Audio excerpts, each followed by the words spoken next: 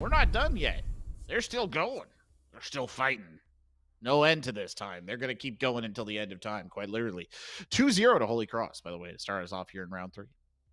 Yeah, can we take a quick look over at the scoreboard just to see what we were dealing with? Unfortunately, we did miss the opening, basically both rounds.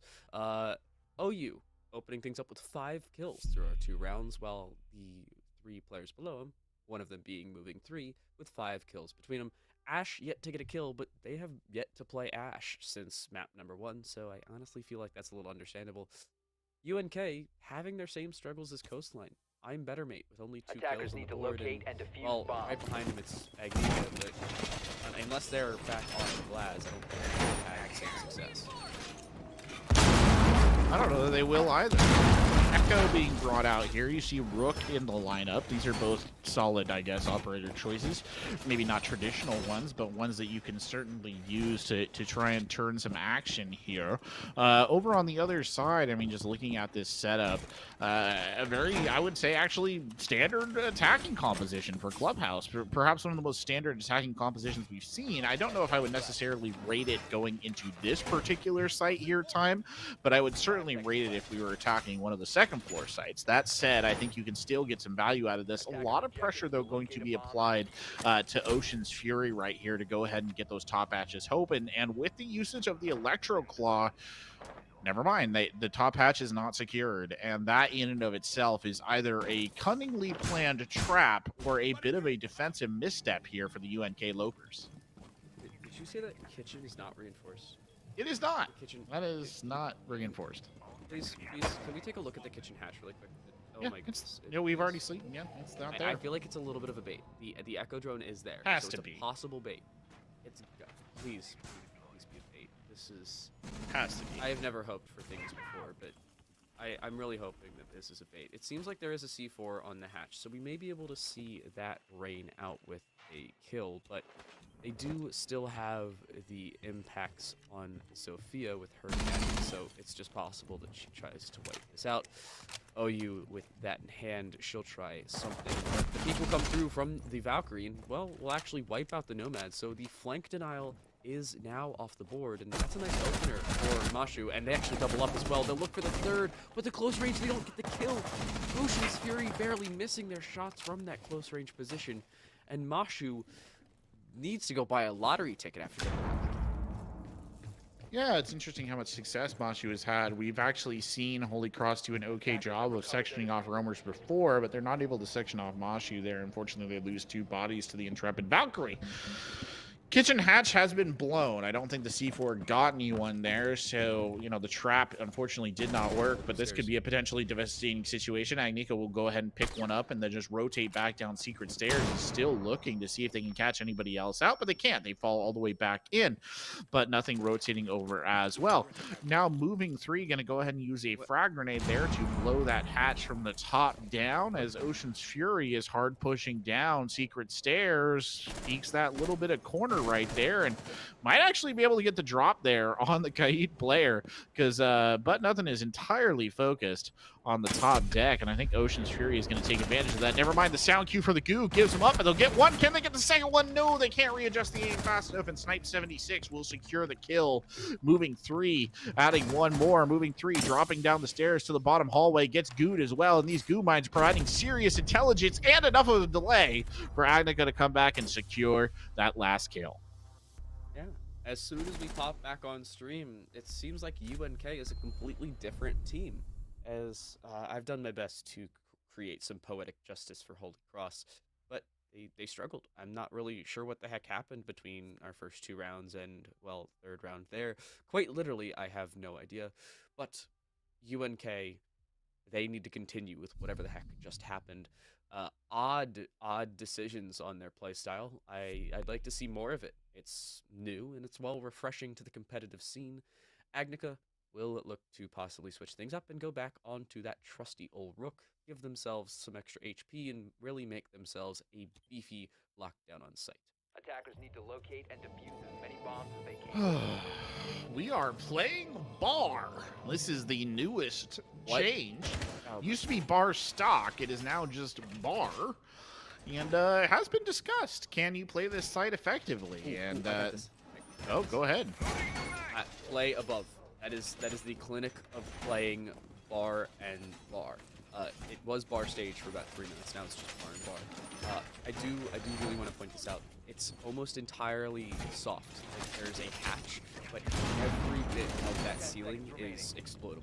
Bring somebody with a monster shotgun, maybe the Ella that we've seen from I'm Better Mate, and bang, you can open up the entirety of the floor. You just look straight down, maybe bring a Mira, assuming she's not banned, which here she is, but you can just play so many different angles, and playing long angles above, off-site, gives you so many advantages to play this site. And I do want to be honest, I have stolen that idea from Jescoat off of a Navi roam play, but I gotta say, I love the EU League and No House Siege. Yeah, the interesting one about this too is going to be the way in which Lopers choose to play this. I mean, it's not really a site that you can turtle up on, and if you do turtle up on it, you expose yourself to a lot of risk. I think the map that we see a couple of members of the Lopers playing off-site probably indicates that they're not going to do that. Moshu basically holding the same position he was in last time as a roamer. The drones are coming in, but the window already opened there into billiards, and looking for a cheeky pickup is moving 3. But nobody quite willing to give themselves away just that easily. Moshu has a good sightline onto that window, and I doubt very much that moving 3 has any idea that they're being watched. Sees a foot, no, doesn't land the shot. Clips on the second one. Long gone are the days where the Collie rifle just annihilates somebody at any distance, but certainly enough to make But Nothing freak out a little bit and back into an electrified wall. Holding this angle, oh no, and they're gonna get the kill as well. The K unable to avoid it, even with that close range yokai, which actually is found out. They may actually be able to take that out. Moving 3 will take a little bit of damage, and while they will whip out the SPSMG, however, it's easier said than done to get some kills with it, especially with this sniper as a primary. They will just continue to slowly peek around, but they decide a little bit better of it, as shoulder peeking with a massive sniper is difficult. And, well, OU has shown that an LMG makes it just that much easier.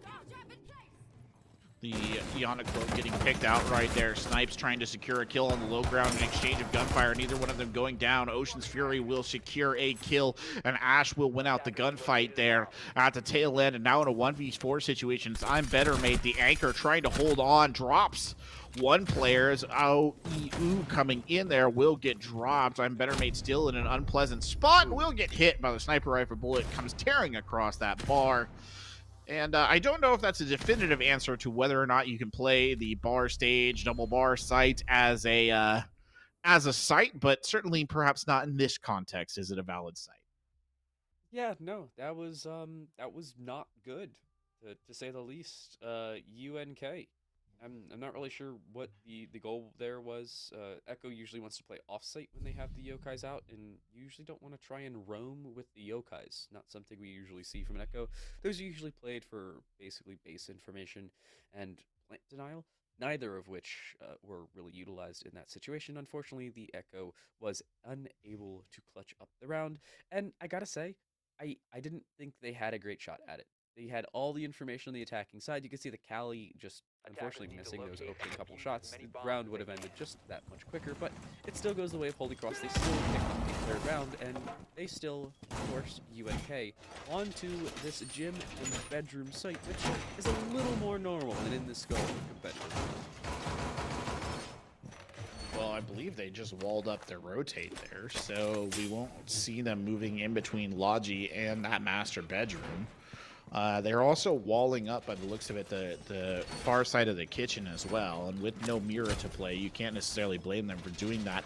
They have severely limited the space that they have to contest by just giving up Logi like that. And the use of a Kaid Claw on it as well is a bit surprising to me. But, you know, maybe they have some plan here. They've sort of extended out as well into cash, but it's a very, I would say, half-hearted extension. Not much really in the way of investment there outside of, I think, what appears to be a Kaid Claw has been thrown there. And I'm Better Mate will actually take that sort of early defensive post. So using the Echo kind of as an initial point of contact here as well. A series of perhaps unfortunate choices being demonstrated right here, because I really doubt that Holy Cross is going to have any trouble getting in through this cash room at all. Yeah, I don't see why they would. The Echo Drone may even be found out if they listen hard enough, or if it tries to stun a single one of them. Spray will come through from that Echo across. It will not land anything.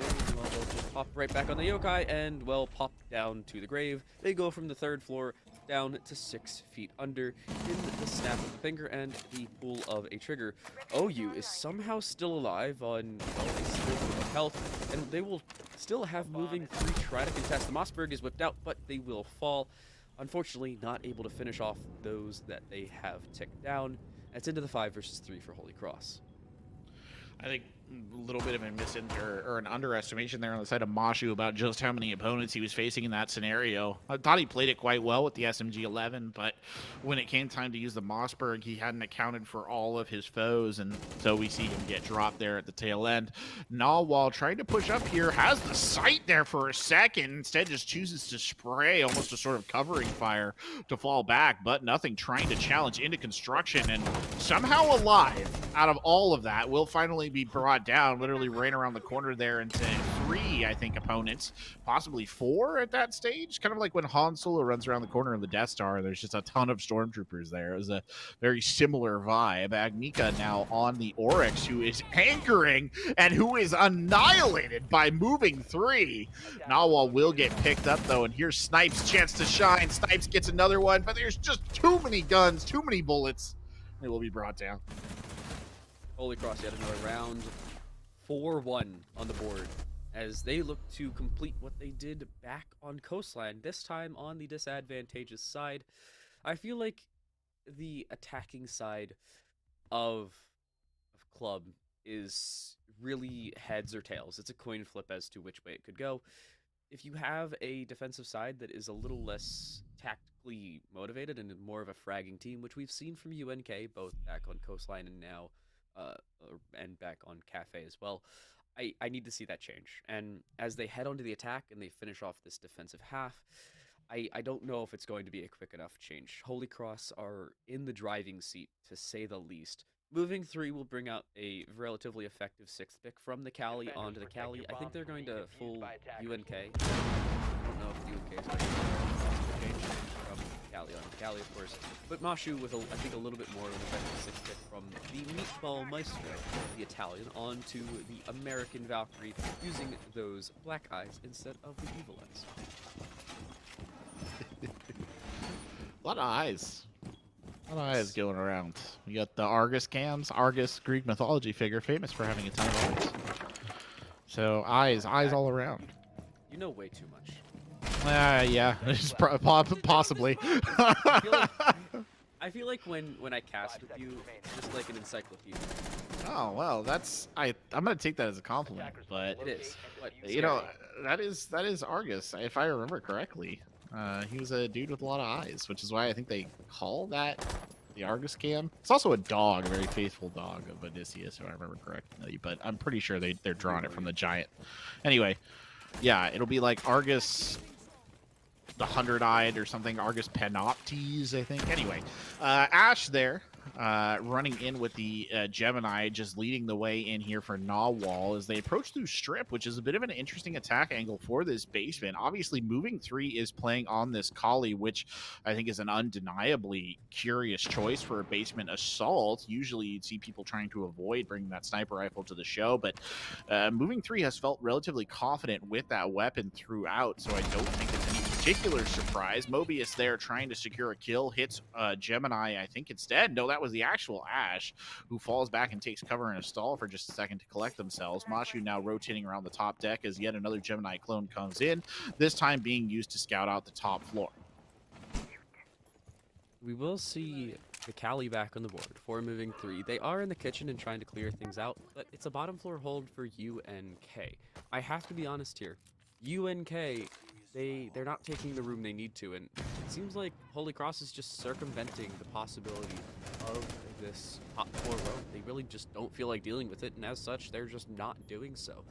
This could hurt them in the long run, but they move around quickly enough, it could just help them. Same. Mashu will make their way down the main stairs. Now, I don't know if they're aware of this on the attacking side. They seem to possibly look that way, but no, they do not. Oh no, Mashu's given up their hand. They have folded away pocket aces, and well, they have given away everything on this side. Somehow, they are still up on the board, and well, Ash is removed as well. Yeah, I'm better, mate. Removed from the long distance angle. OU dealing with them with the LMG in hand. Nice job to take out the Echo and remove a lot of that plant denial early in the round.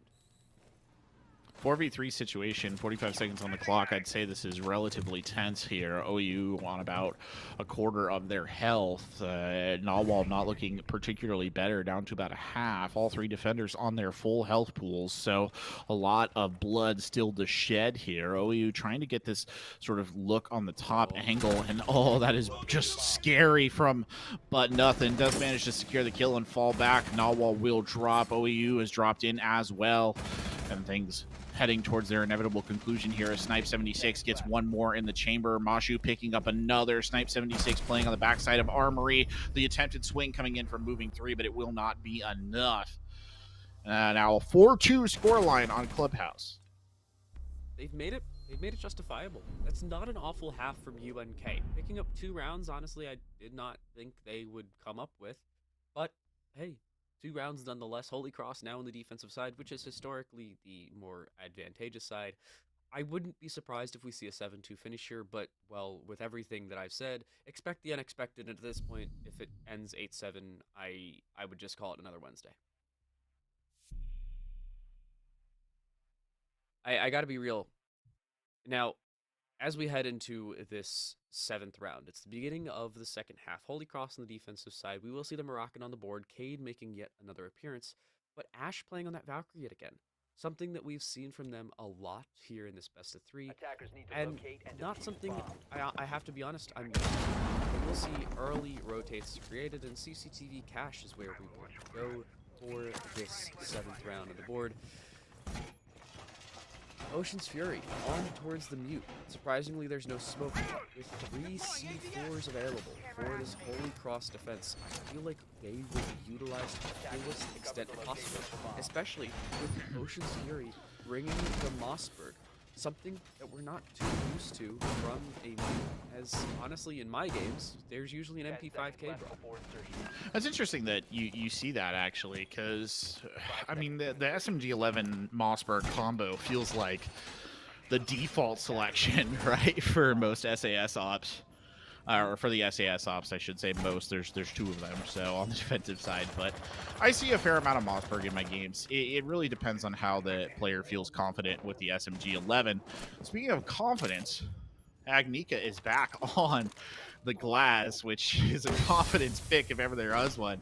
Trying to use the thermal sight scope here to pick off this player in rafters, and that is the most unique way of clearing rafters I think I have seen in some time, because usually it involves a lot more projectiles, but they'll actually secure a kill that time. They don't know about Ash and Oil Pit, though, and this could be the spoiler.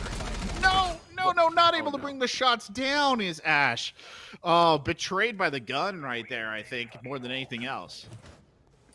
Unfortunate for Ash, to say the least. Not good for the Valkyrie, who, well, is forced back and away. They do not get the kill in, and Ocean's Fury is downed and now out off this board. Jackal will get the kill across from that AC unit.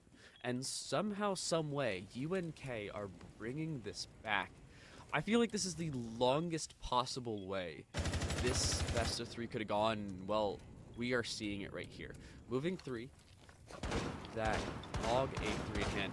I'm Better Mate is just chilling on the rafters. They will get an early pick across, but they will be shut down just as quick. A nice C4 from Ash, and Nawwal will remove Mashu just the same. It's back into this 3 versus 3. As soon as I talk about it, it's dead even.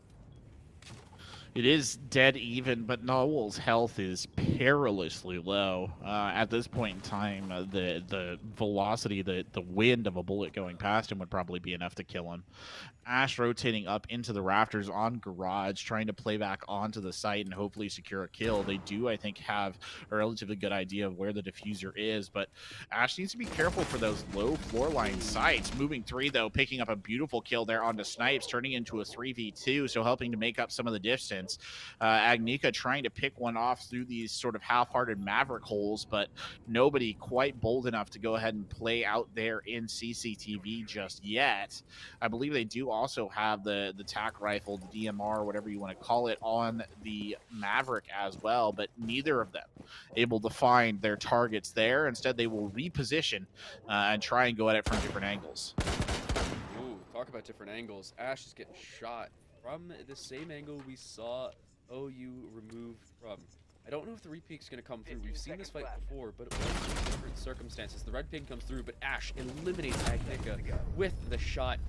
And moving 3 does just the same, but nothing with, well, nothing, as the AR-15 unable to net anything. The AUG will take them out and force them into a little bit of a somersault down the stairs. Holy Cross up onto 5. Holy Cross just needs to catch their breath right there. That was a little too spicy, I think, all things considered. I don't think that they really should have had a situation where the UNK Lopers got that much of an advantage over them. Oh man. They'll have to work, I think, just a little bit on tightening up their defense. Another thing that they have to do is they have to stop trying to peek into the sniper sight lines. Glaz is obviously a bit of a meme operator at times, but Agnika is playing them very well and challenging them in any circumstance, I think, has been genuinely quite devastating. Switching over to the Kali, you're going to be in a similar situation.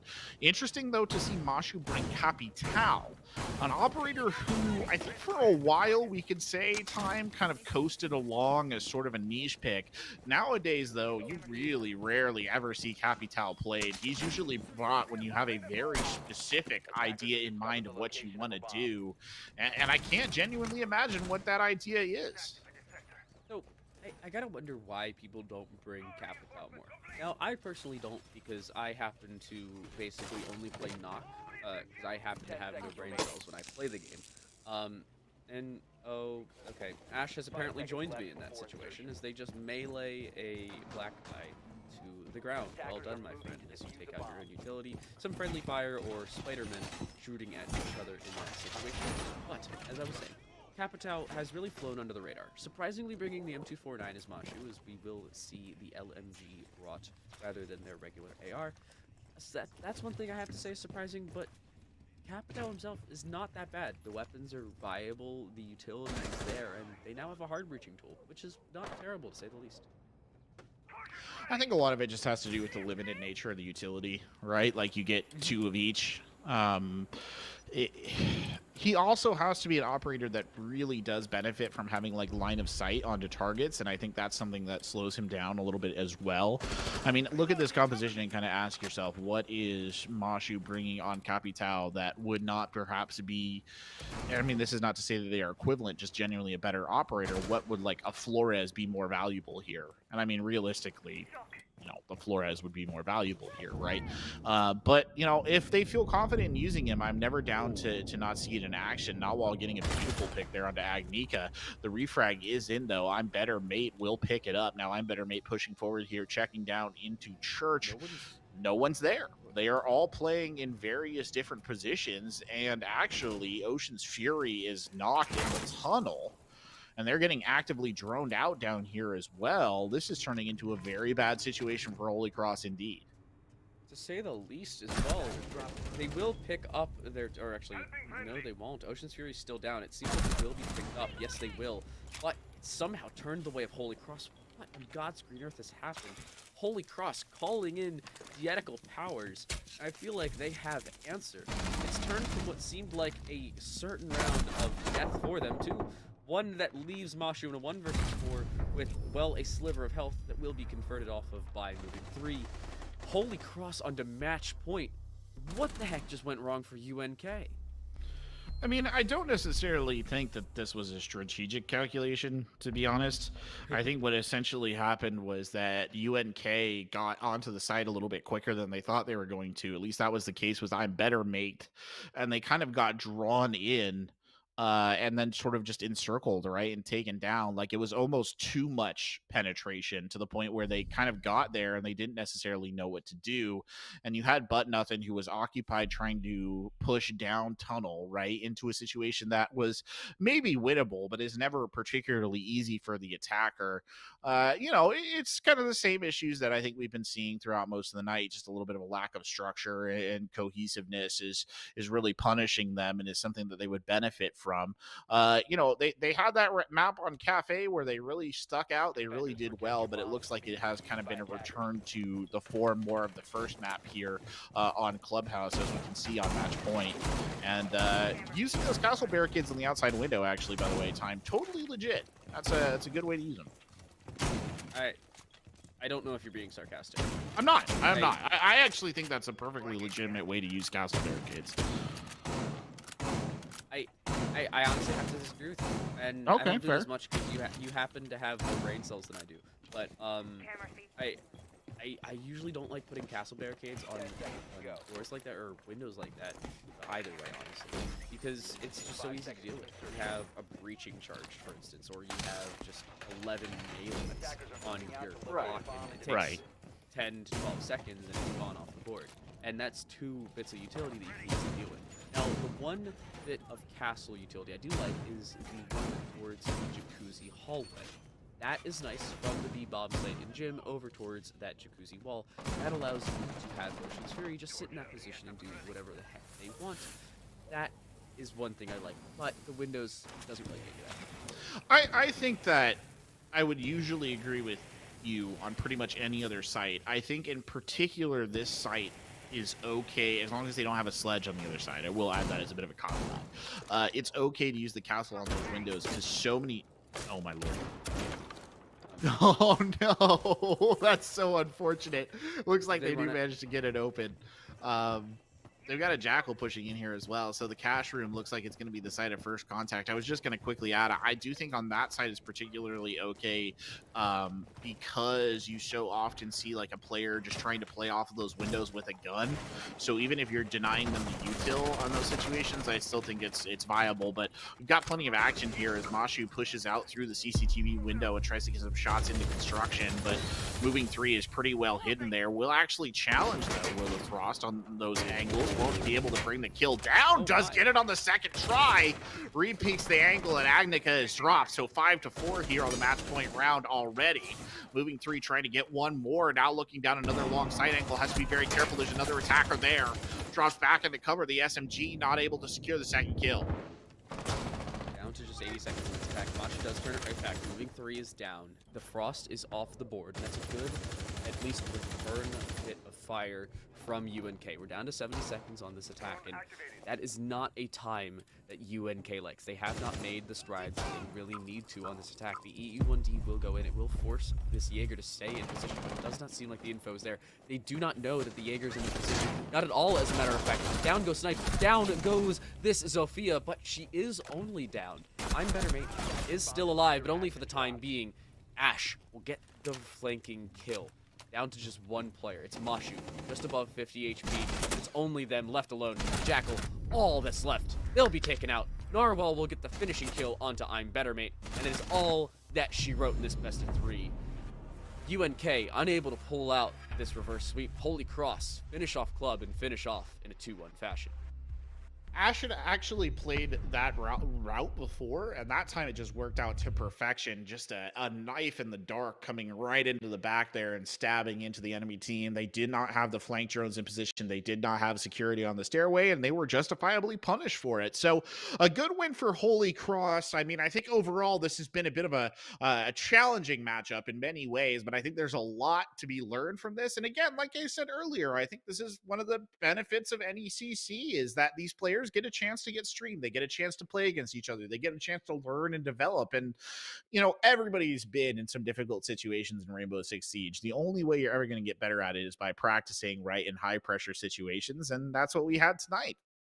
Yeah, scrimming at this level is not usual, which is one thing that allows these players to get better in a strictly competitive situation, which is not, again, like you said, something you usually see at this level of play. It's something that's nice about the NECC. And speaking of the NECC, that's it for us tonight.